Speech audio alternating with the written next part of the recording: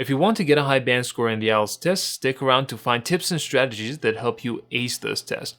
And if you're new here, consider subscribing and make sure to click on the notification bell.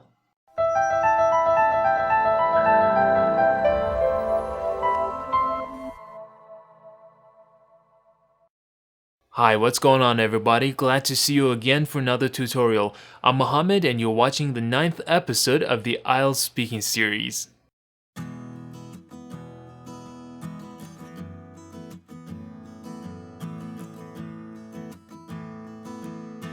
In the previous episode, we worked on a Part 2 task card that looked like this.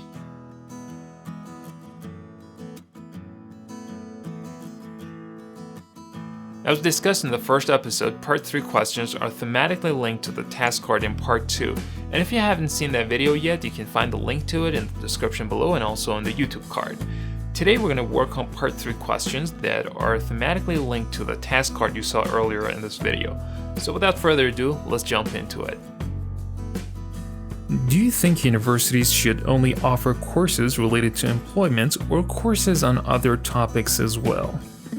I think in addition to courses that prepare students for a job, universities should offer courses on a variety of other subjects. It's always important to remember that humans are not machines.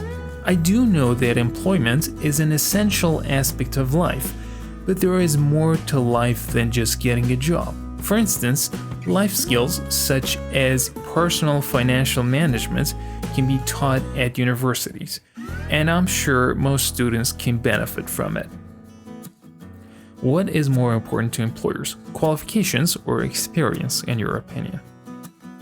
I believe they are almost equally important.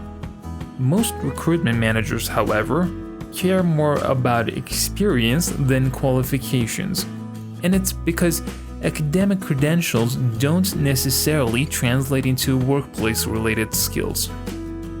What would you choose personally and why?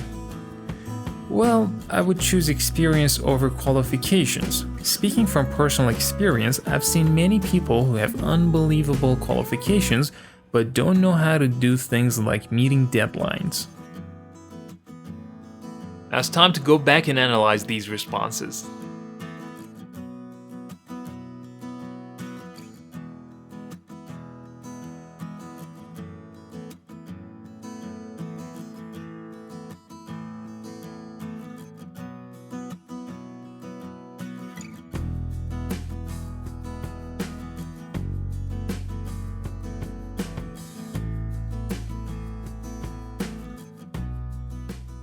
And that's it for this episode. In the next one, we'll take a look at some strategies that enable you to respond to any question, even if you have nothing to say in response to it. Until then, keep learning and keep practicing.